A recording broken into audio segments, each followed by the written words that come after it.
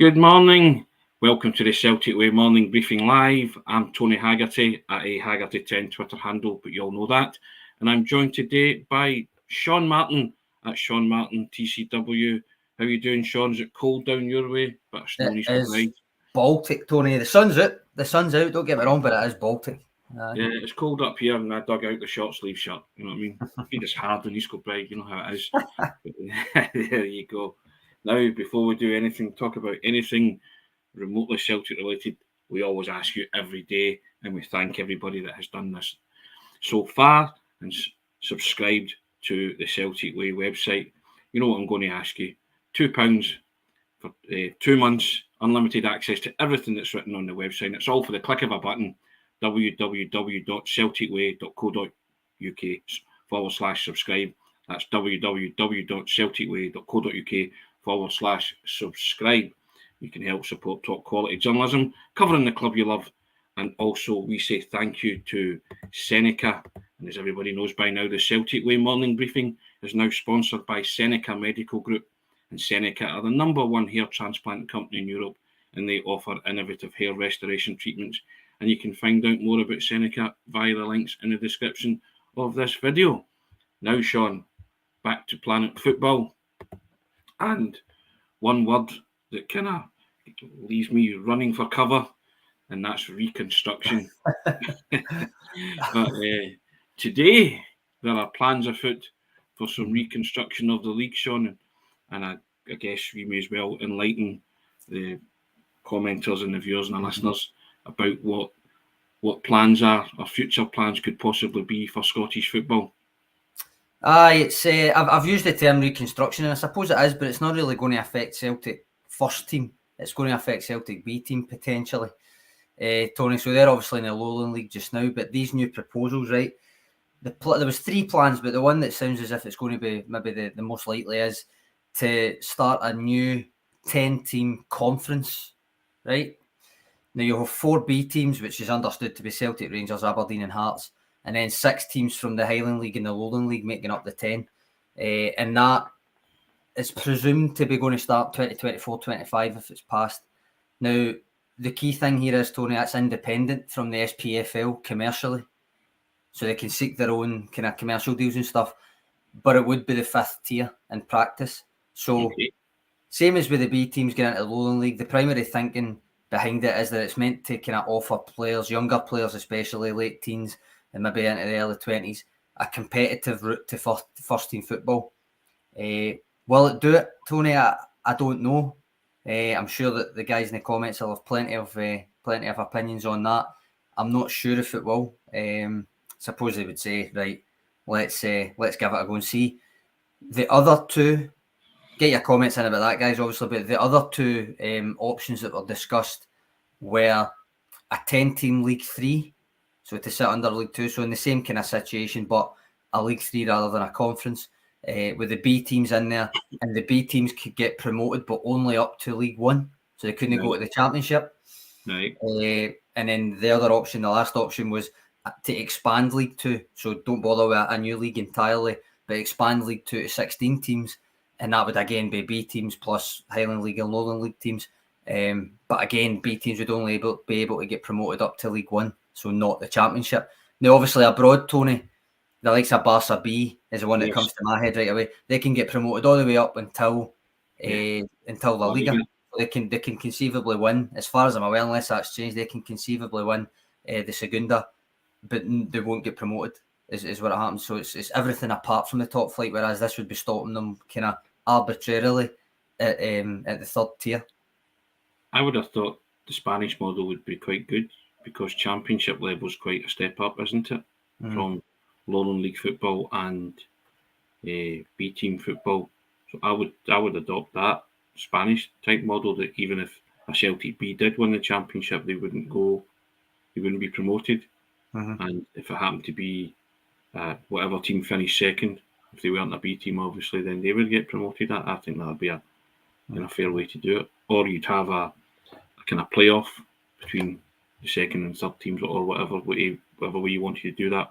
And the likelihood, if a B team were to win it, say a Celtic, Rangers, Aberdeen or a Hearts B team were to win the Championship, But yeah, I think as well with all these things, you remember we have to throw a double six, don't you, to kind of start and understand where we're going. It's kind of that kind of stuff. But we've been talking about league reconstruction for years, Sean.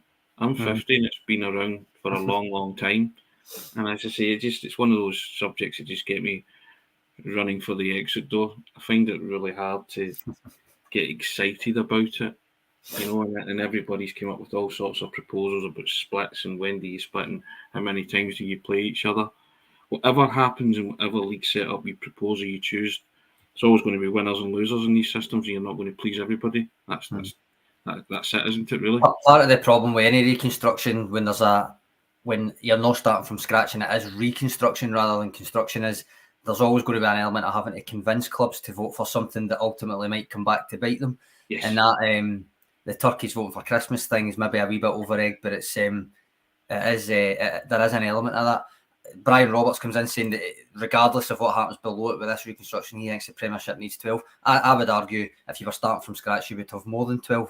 But unfortunately, I think Scottish football's got itself into a position where the clubs aren't going to vote for less than the amount of games they get against Celtic and Rangers than they currently do, which is what they would be voting for if they were to expand the Premiership. But in terms of this reconstruction proposal for further down the leagues, Tony, before we move on and before you fall asleep, the conference idea, I think that's considered the more likely idea, not only because it would be a separate thing and then therefore the kind of voting would be different, but also because it's more likely to get support from teams in League One and League Two that it would affect, because it would almost create a buffer where they wouldn't necessarily need to go into the Highland League or the Lowland League like they do currently if they get relegated. Like as Brecon went into the Highland League, Cowdenbeath went into the Lowland League. This would create a buffer where if that happened now, say Brecon finished bottom, and they've not really said if there's still playoffs or whatever, I presume it would be. But say they get relegated from this League Two, it would be into this Conference League now rather than straight into the Highland League, which was a logistical kind of problem that they had, because the Highland's quite disparate anyway. Yeah, I think the Conference League has its merits, doesn't it? What you've just outlined there. And I think clubs like Beacon or whoever, I'd say, for instance, in the past, and East Stirling, you could see a way back, couldn't you? Like, i.e., from the Conference League back into the SPFL. So, as you say, it's not as disparate as going to the Highland League or the Lowland League. We would seem kind of totally disconnected from it. But I guess the conference idea probably has its merits, and I would maybe err on the side of caution on that one, but that's probably what I would say. Yeah, right. My kind of starting off proposal, and probably think that was a better option than most. Sam Hartley comes in saying, have Celtic formally commented on the best option? No, and they're not the best at communicating, I would say, Celtic, so you might not hear anything until it's way down the line. In terms of the clubs themselves might not even comment unless they've got an active opposition to the ideas, which tends to be the case. In Scottish football, you tend to hear quite quickly if someone's got a real deep-seated opposition to an idea, rather than are generally kind of open to hearing things. Clubs don't tend to release statements saying we're open to discussions. Yes. They tend to say, no, we're against that, we're dismayed to see this, that and the other thing, rather than just that they're open to it. So no comment from Celtic on it yet, but it would affect Celtic in the sense of the B team, if not the first team on it. Yeah, and I don't know, Sean, do you think that would offer a better pathway for B team players to get first team football?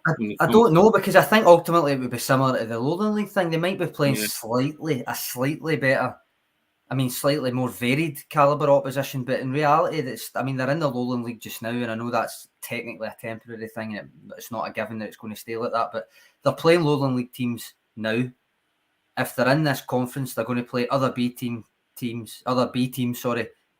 Lowland League teams. So the only difference is really the Highland League teams that would be in it. Yeah. So more travelling, maybe. that's really the difference. I suppose theoretically they could go up the leagues a wee bit and play the higher calibre, but from the get go, they would essentially be playing the same level. The Lowland League without the name is basically the conference, without the geography. teams, as you've said there, isn't it? You know? Yeah. Mm-hmm.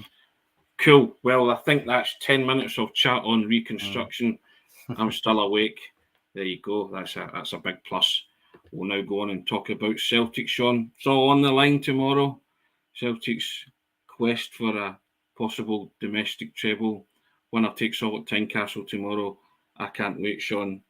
I'll be there to cover it, and I love Tynecastle. It's just an old-fashioned football stadium. Atmosphere's terrific.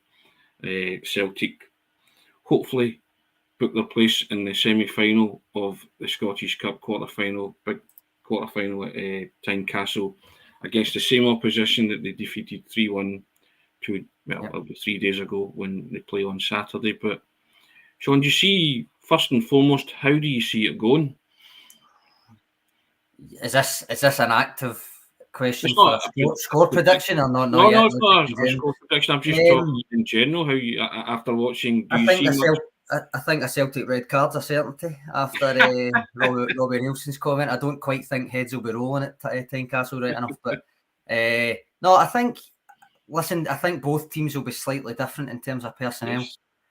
Yes. We'll come to the kind of how many changes I think they might make in a minute, but regardless, I think Celtic will have the stronger team. Okay, Hearts have got the home advantage, but I looked at it at Tynecastle, and Celtic's record there is really good, to be fair. Despite the fact that obviously Tynecastle's the first kind of away ground outside the Vibrox, which doesn't really count since the allocation was cut. That people talk about in terms of atmosphere, find it difficult, like to play in it, all that kind of thing.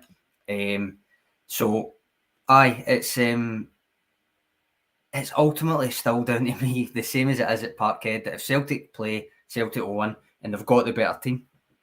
They'll have the whole of the Roseburn stand, Sean. Yep. Which they didn't have previous visits. I'm thinking the 4-3 game, they had that wee section, but they'll have the whole of that stand. Big difference when you're calling upon a few thousand Celtic supporters being there and adding to the occasion.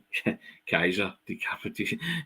I've got a kind of picture of Kaiser looking at the camera in a kind of Clubber Lang, Mr. T-Stag on Rocky 3 saying decapitation, the prediction for the big game, that kind of thing, for those who are old enough to remember the Rocky franchise. I'm sure you are.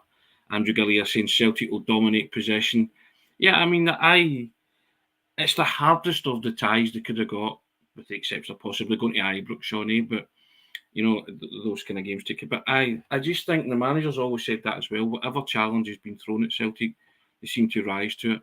And I don't see tomorrow being any different, but I just think it'll be an absolutely brilliant game. Pete McGee, Ange would tell the players, don't lose your heads. Yes. You on mute, Sean? Hi, I was sorry, but I was just reading it out anyway. It's just that Pete McGee saying Ange will be telling the players don't lose your heads. Matsu saying Hearts will probably play a very different, more pressing style than they did on Wednesday. I think that's probably a fair assessment, more so because it's at home and because it's a cup tie where you kind of got to win it. And on that note, I seen a comment further back saying everybody's favourite Jambo, Andy Halliday, was saying that he thinks it's the perfect game for Hearts in a way. I didn't see the context, whether it's maybe motivation, maybe just the fact that it's a cup tie and you've got nothing to lose, so you might as well go for it. Don't know necessarily what part of that he was talking about, but either way, I think there's an element of this Celtic team would rather play the better teams, so it's almost perfect for them as well in that sense. Of course. Now, I wanted to flick this up. P. O'Neill said, Tony said yesterday Nielsen, one of the good guys to see for real. Now, P. O'Neill, I wanted to clarify that I said, and if you were listening, and I hope you were, I said in my professional capacity and my dealings with Robbie Nielsen as a football journalist, they were great. I got on really well with them. And I said, but a lot of Celtic supporters might not agree with that. But I said, in a personal and professional capacity, he was a good guy. So stand by that comment. You don't have to agree. That's why I flicked it up. That's fine. You're allowed that. But I said a lot of Celtic supporters won't agree. And I get that. But I was talking about in my guise as a football journalist. So just wanted to put the record straight on that. And You're allowed an opinion, Tony. You're allowed to. Yeah, You're no, I allowed know to, the pure news you're allowed allowed to his take opinion, but I people. was, so You're that allowed to take people fine. as you find them. Yeah. You're allowed to take people as you find them. Sam Hartley, I'm braced for a tough match. I think we're all braced for a tough match, Sam. Mhm. Do you see a repeat of the 4-3 earlier in the season? I think it could be a. Well, you wait until I give my score prediction, Tony. You're trying to lull me in there. Sam Hartley saying brace for a tough match. I think that's fair enough. Although I would point out, I done this for the Morton. Was it the Morton one? I think I done it for a couple of the cup games anyway. Just rather than just looking at the head-to-heads, I looked at the head-to-heads in cup games. And the Hearts v Celtic, Hearts have met them 9 times since 2010, Tony. And Celtic have won all 9. Scored 28 goals and conceded 9. So they conceded a goal a game. You can say that much, but they also score 3 at least. Whether that's saying I'll say it's 3-1, you'll need to wait until the end of the show for that one. But it was actually, I don't know if I think we spoke about this the last time they played Hearts last season in the Cup, and it was 28th October 2009, the last time Hearts knocked Celtic out of a Cup. And do you remember who scored the only goal of the game? Sorry, yes, was it not Lee Griffiths? No, for Hearts. For Hearts? Or the only goal of the game for Hearts? Sorry, when was that? 2009 was a penalty, League Cup quarter-finals under Tony Mowbray. Was it not?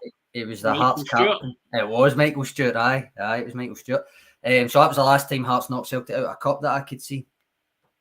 1-0, Michael Stewart penalty, League Cup quarter-finals under Tony Mowbray that season.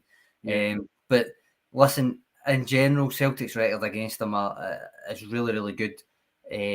As I say, we'll come to score predictions and whether I think it'll be high scoring or not, but it's still Tynecastle, so you've still got to, as Sam Hartley says, be braced for a tough game, even if the scoreline sometimes might not reflect it.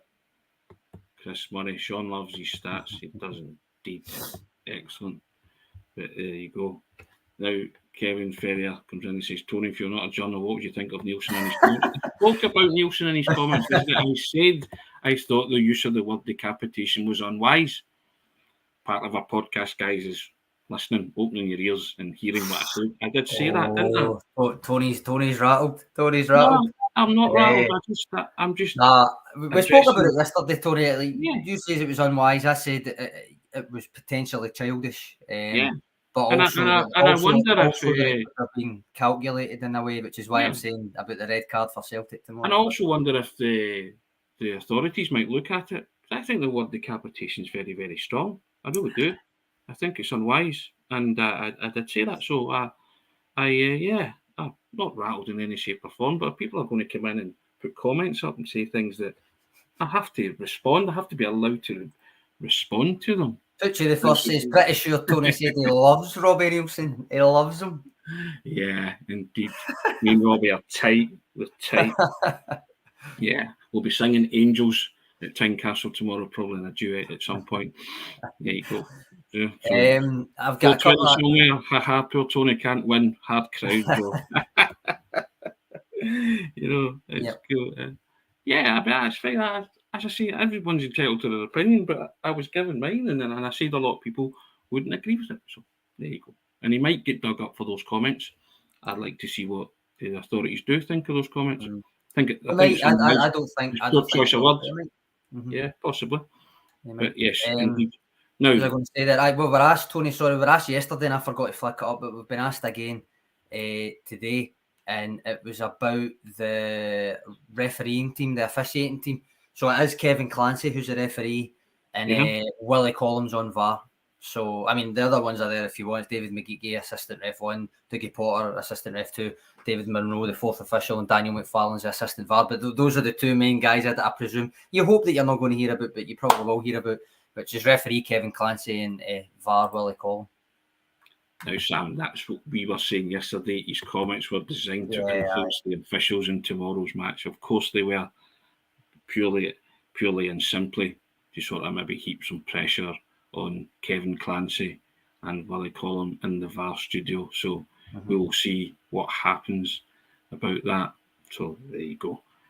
Tomorrow it will all play out, won't it? At Tynecastle. Tony, Danny, does Sean agree with Tony? Look, they're trying to pit us against each other now, Tony. I know that. You're correct. It's. I must admit, I've had no dealings with Robbie Neilson, so I couldn't comment on what kind of guy he is. I'll just take the comments that he made yesterday, kind of is what they were. And as we said yesterday, there was an element of maybe a childish comment to it, sore loser, all that kind of stuff. But also, I think there was an element of a calculated comment in it, just in case anything crops up tomorrow and the referees get a decision to make. I think, yeah. I also said, though, that I think he was probably well within his rights to want that Bernabei tackle checked. So... I do wonder what would have been made of it, though, had Ange Postecoglou made comments like that.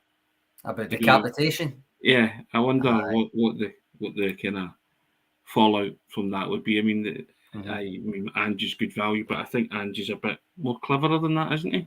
I don't think he would go that route now. No, and he's never really had a pop at officials. He says that that's a big part of his stick. He said himself, I think he referenced it at one point, he said, if you listen to me, I've never ever had a go at officials. And he certainly tries his best to not to. Yeah. Yeah. So, and he had his say on VAR, didn't he? And his say on VAR was that I'm not going to talk about VAR, so don't ask me any more questions about VAR. So that's fine. So, there we go. I suppose it's kind of related to VAR, but Pete McGee's just asking me quickly what was the foul count in the game on Wednesday. I think I done the data round up yesterday, and I don't really do fouls in it because you can't really look beyond them without going specifically foul by foul. But I think it was 6 fouls to Hearts and 9 to Celtic, or the other way about. No, I think 6 fouls to Celtic, 9 to Hearts. I'll go with, because sometimes Celtic do give away more fouls than the opposition, despite dominating. Sometimes you can ask questions of those decisions. Other times it's simply because Celtic are so aggressive, trying to win the ball back. But I think I'm right in saying it was Celtic 6, Hearts 9. That's not your prediction for the scoreline, certainly not. No, hopefully not. Now, personnel-wise, Sean, are we thinking, does the team, in the possible absence of Maeda, does the team still kind of pick itself with a ready-made replacement there in Haksabanovic, or are you going to tinker with 2 or 3? More than that, actually. But I'm just going to say, Gary McDowell must have checked it and he says I'm correct, so cheers for that, Gary. I always like a wee bit of positive reinforcement there. K Match was also asking, is there no official news of Maeda? No, but there was also a picture circulating yesterday of him on crutches. So Ange Postecoglou will be asked about it today at the presser, so there will be an update later on. I would suggest that even if he is past fit, he very well might be on the bench if he's in the squad, given the proximity between games and the fact that a guy like Maeda was forced off, which tells you he felt it, because he's hard as nails, Maeda, really. So just to go back to your question, Tony, it was 4 changes on Wednesday, and I've basically talked myself into 5 for this one. So I'll quickly run through them without necessarily justifying every one of them, because you'll need to read the predicted 11s article for that. But I just thought about it logically, including the Maeda thing, and I ended up thinking to myself, Alistair Johnston back in for Ralston, Greg Taylor back in for Bernabei, Hatate in for O'Reilly, and then this is maybe where I've maybe went one too far, but I've went for both Jota and Haksabanovic to come in for Maeda and Abada. So that's 5, and I'll do my justifications in the article, but you can probably guess it, to be honest. I mentioned Haksabanovic yesterday. I've mentioned Maeda there. I also think, Tony, that the initial plan for this season might very well have been for Benjamin Siegrist to get the cup ties, but with injuries and the way it's fell in, that idea seems to have kind of fell by the wayside a wee bit, and I don't know if he'll change it in the quarterfinals at Tynecastle. I'm going to go with Hart again. I'm a big fan of Haksabanovic and Jota and Kyogo up front. There's a spoiler alert. Talked you into that one as well, have I think. No, I was.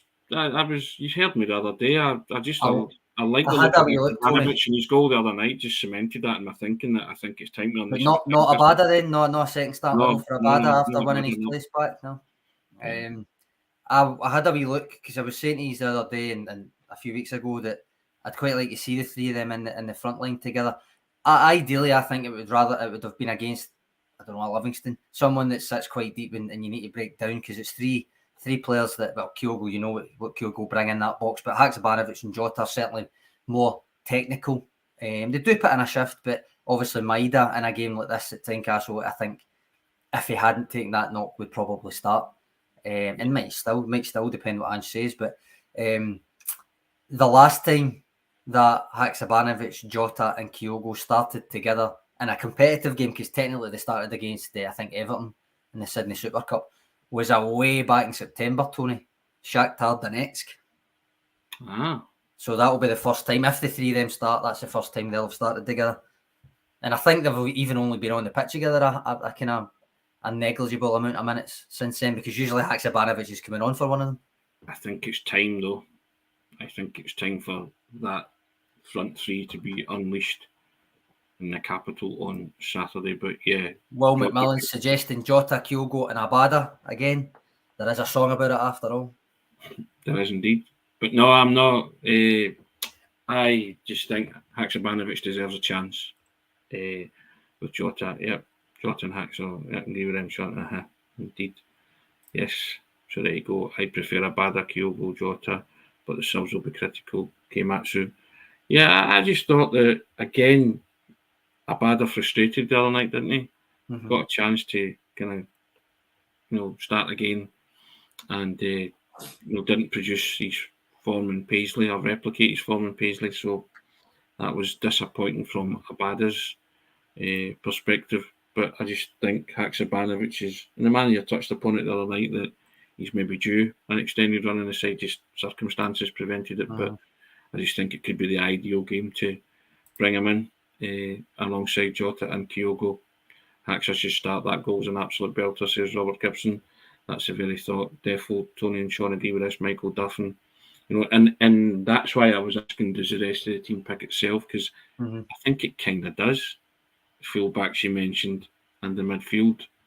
There's no change that you said with Hatate coming back in. So I'm thinking. I mean, it could be O'Reilly instead of Moy. I mean, every week we say that. It could be one or the other. But I think Hatate will come back in. Depending on what the manager says today, unless there's any kind of injury-wise that way. But no, I think that would. I would be quite happy with that as a starting 11. I realise I've said 5 changes, and it is one more than it was midweek, but it doesn't really feel as if you're making changes to half the outfielders, because the likes of Johnston coming back in after, I think, 9 full 90s in a row, I think it was, and Greg Taylor coming back in first choice left back, and then Real Hatate coming back in after however many starts that ended up, a lot of football, and alongside Jota coming back in. I mean, you're saying regulars coming back in. It's not really.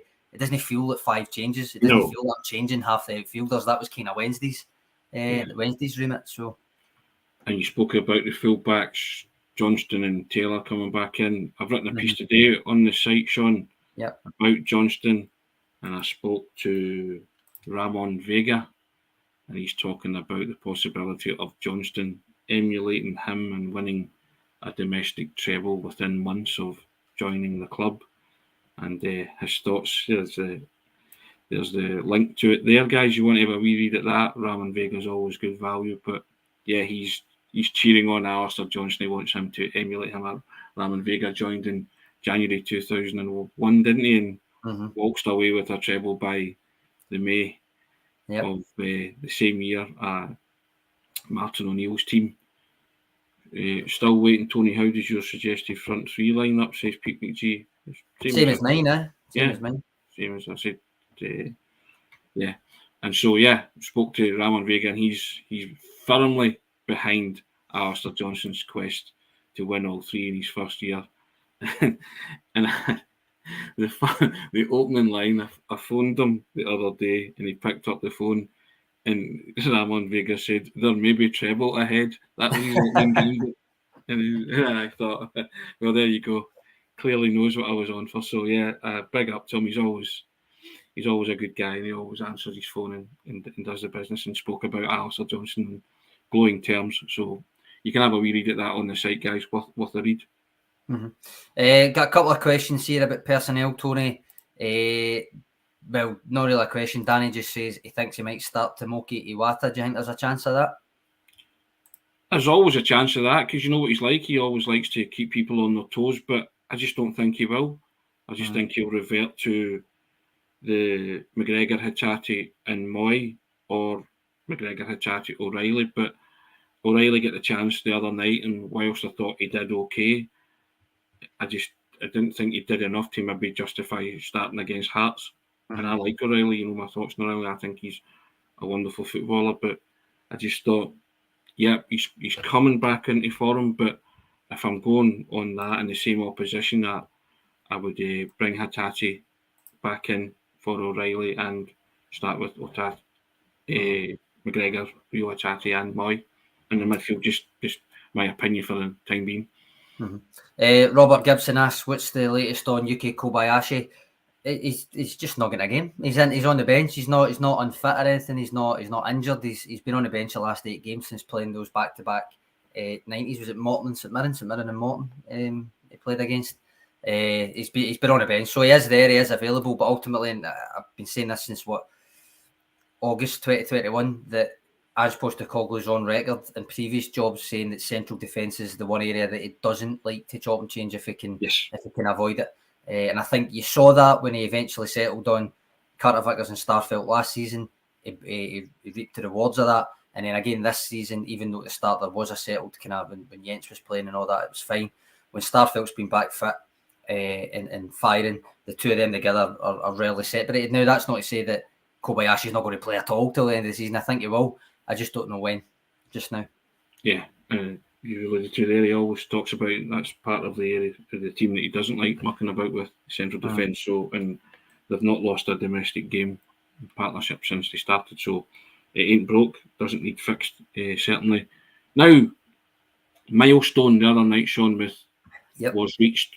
Ange Postecoglou 100 games, and you asked me to do a newsletter with the 10 games that kind of defined Ange Postecoglou's era, so I chose 10 games, and it's on the website. Sean, I'll put the link up to it now.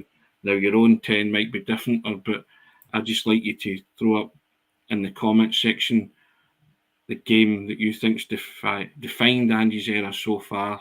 See if you agree with myself. But I picked 10, and a lot of you will guess what they were anyway. There's a couple I would highlight, Tory, out of the list. I'll not take any that's not in your list, although guys feel free to throw in ones, whether you've read it or not. They might be in the list, they might not. But first of all, obviously the 3-0 midweek derby blitz comes to mind. The first match after my daughter was born as well. But I was going to say more than that, but equally an absolutely unignorable marker that the run that they were on was a real deal, and that Ange Postecoglou's football had taken root, and Celtic hitting top gear they just could not live with, which has subsequently been proven again in a different match. I would highlight that one, but I would also, we discussed this before you wrote it as well, but I would also highlight I like that the 3-0 loss to Real Madrid is in there, because for me and for you it does help define the Ange era so far, because I know you lost, but you went toe-to-toe with the European champions, playing your style of football, at least for 60-odd minutes. And yes, we know it didn't work out in the end, and Real Madrid's quality told, etc., etc. There was no shame in that. And I think it works in this list as one of the defining games, regardless of the fact that it was a defeat. Sure. And that's why I put it in, because it was the talking about a defining game and the brand of football that Celtic played. Kevin Ferrier 2-1 with Aberdeen and Ross County, they're both there, Kevin. Both in it, yep. Dingwall Late Show and arguably not your favourite game, but the one that you keep referring to, the Jota goal up in Pittodrie at the end, the away day, kind of a poor away run. And can I get that? That was the fist pumps and all that after it. And Dundee United, 9-0's in there. Exactly, indeed. Someone else has said about the Real Madrid game. Yeah, Kaiser said it there. So that's the only one on the list that it's a Celtic loss. Yeah, I mean, Brown Warrior says, Tony, he says glorious failure is still failure. I do get what you're saying, and I'm saying it is a loss, and ultimately, yes, it didn't end up in a Celtic win, but I think there is a context there in which the manner in which they approached that game and didn't get into their shell and didn't resort to tactics that weren't Celtic tactics, especially for the first 60-odd minutes, against a team of Real Madrid's quality.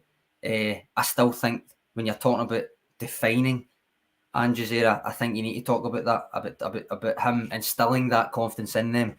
Yes, it didn't work out in the end in that individual game, but if you don't think they took confidence from the way that they went toe-to-toe with the European champions, then I suspect you're mistaken. Yeah, I mean, it's always open to question, isn't it? You'll have your own marquee Celtic. Ange learned a lot from that game. Completely, I agree with that. Yeah, you'll have your own top 10. I threw that up there. It's always a good kind of gets a good pub style debate going, doesn't it, Sean? Yes, it does. And just Andrew, the links in the comments. It's also in the description of the video as well. So yep. Yeah, and whenever we read at that, and you can compile your own if you're of a mind to. But yeah, the last minute of bad. That's a great shout. Yep. Yeah. That's one of the many we never stop goals. Along with that, Ralston at Dingwall, that kind of thing. Yeah. Well, kind of toss up between that one and Ralston at Dingwall, wasn't it? Because for myself, so. Yeah. But yeah, that wasn't in the list, Alan. So a good shout. But as I say, you all have your own personal preferences. You always you refer to the League Cup final a lot, Sean. You always 2 goals. Yes, aye. That's made the list because the way Celtic came back to win that and the nature of the 2 goals. So yeah, I mean it's Dundee United Park had 2 each and the 2 goals in time. Yeah, another one, Kevin, that's not on the list but a good shout. So as I say, everyone will have their own individual preferences. But yeah, it was good fun. 420 somewhere, tenors in the post again. Defining moment for me was subscribing to TCW on a personal note. You can pay me later, boys. 420 rates going up to 15 now, Tony. Thanks very much. That's very, very kind. Appreciate that. We appreciate all the comments coming. We see that's the thing. We get all these when we throw these open to the floor. You come up with things that we've never thought of. Yeah, my ball coming up with one. It's a wee bit outside the box. Tony says Raith Rovers 4-0 because you could hear Ange Postecoglou going ballistic at some of the players, and that showed that it wants 100% from every player every time. And I think that's a nice outside the box one to think of there. Just was it my mouth? That's an outside the box shout, and good shout, my ball, because you did hear him that day, and he was imploring his team to. So you kind of got a wee kind of insight as to what he was demanding from his players against even opposition like Raith Rovers, same demands that he would put on them against Real Madrid. So yeah, that is a cracking shout actually. Just as you say, one outside the box. So yeah, but they're not all. I don't think all of my 10 are ones you would immediately spring to mind. Possibly some are. Well, you wouldn't put a loss in there for a start, would you? But we've justified why that loss is in there. So there you go. In okay, Sean, we've avoided it. Up until 38th minute, but we're going to have to go for predictions, aren't we? Yes. Wait, let you go first. I'll go first, right. So, 8 of the last 10 meetings, Tony, between the sides overall have had at least 2.5 goals. Okay. Right? The same is true of 6 of the last 7 at Tynecastle. So, for that reason, I'm going to go for a cup barnstormer, 4-2 Celtic. 4-2 Celtic? Oh, wow. That is a cup barnstormer, isn't it? I'm going to go 4-1, Sean. Same as Northampton Tim there, 4-1. Yeah, 4-1. Just think Celtic got it in them to turn it on. Goals. 3-1 Celtic, 2-0 somewhere, says 420 somewhere. 3-1 Antonios Varias, 4-1, 2-0. They're all tipping a Celtic win, Sean. Bill McMillan, 4-1, 5-2. Reckon a penalty kick is in there. For who, K-Matsu? 3-1 the Hoops, Brian Roberts, 3-1 as well. Hazel Finn agrees with you, Sean. 4-2. High scoring match. 6. Would that come under the 6-goal thriller category? It certainly would. A 6-goal thriller, indeed. There's always one George Kidd right in there with a 10-0. You never know, it'll happen at some stage. So, I'm looking forward to it. It's one of those games that's got the juices flowing, and looking forward to being there. Because I say, I just like Tynecastle as a venue. I've always liked it. I just think there's something about it. It's an old-fashioned football stadium in terms of the atmosphere, and it's quite close to the pitch, or you certainly were in the old Tynecastle, for those who are old enough to remember that, with the terrace, and it was brilliant. Anyone will do he encapsulates it perfectly. We love a prediction, love a predicted lineups, love a score predictions, but ultimately that is all that matters, I suppose, in the end. But Brown Warrior being a wee bit cheeky here, a 2-1 win with an Albert double. Yes, indeed. For those of a certain vintage, they know exactly what that means. But yeah. God bless that man. Indeed. Well, Sean, that's been a cracking 40 minutes. I've enjoyed that. Enjoyed the toing and froing. And to P. O'Neill, I say all the best. Hope you have a wonderful weekend. No hard feelings. We're all entitled to our opinions, professional or otherwise. But yep, I'll shake give Robbie his regards, is what I would say. Assuming you call him Robbie, since he's your big pals. Yeah, I do call him Robbie actually. No, he doesn't get the Mr. Nielsen treatment. Only those and such as those get the Mr. treatment. You know, a bit like Ange's mate.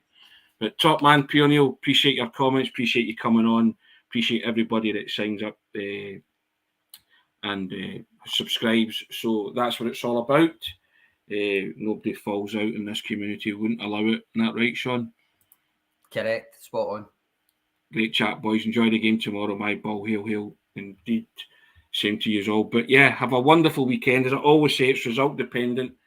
We'll tune in today to hear what Ange's got to say, see what personnel is available. But yeah, looking forward to tomorrow. The manager's always great value, isn't he? Yep, certainly is. And more than anything else, I want to know what's happening with Maida. So yes. But hey, he's already won you your drinks, so you're not That's true, aye. You keep the rest of the season off, guys. Yeah, exactly. He's his business this season is done for you, Sean, to be fair. So, but here's hoping that it's not a lengthy layout for Maida. The pictures and the crutches didn't look too good, but some people are quick healers, aren't they? And sometimes, you know, that can be a kind of, you don't know if Ange might be saying, well, that's fair enough. You know, he might pull a flanker and be on the starting 11 again. You just don't know, do you? So there you go. Will McMillan, Tony's next book, The Genius of Nielsen. Is that Harry Nielsen you're talking about? There you go. Guys, have a wonderful weekend. I'll just do as I always do, direct you to this ticker tape running along the bottom. It's £2 for 2 months for access to everything that we write on the website. You'll see the Vega Johnson article today. You'll see the 10 games that define Ange's era and all. As I say, £2 for 2 months. Click of a button, www.celticway.co.uk/subscribe. That's www.celticway.co.uk/subscribe. We say thank you to our sponsor, SENECA. Celtic Way Morning Briefing is now sponsored by SENECA Medical Group. And SENECA are the #1 hair transplant company in Europe, and they offer innovative hair restoration treatments. And you can find out more about SENECA via the links in the description of this video. I have to say thank you to Sean. I love you more, Sean, than Robbie Nielsen. That's a fact. I love all the people, all the contributors as well, more than Robbie Nielsen. That's also a fact. But there you go. Enjoy your weekend, troops. We'll be back on Monday to discuss it all. Result dependent, it always is. Take care. Cheers, Tony. Cheers, guys.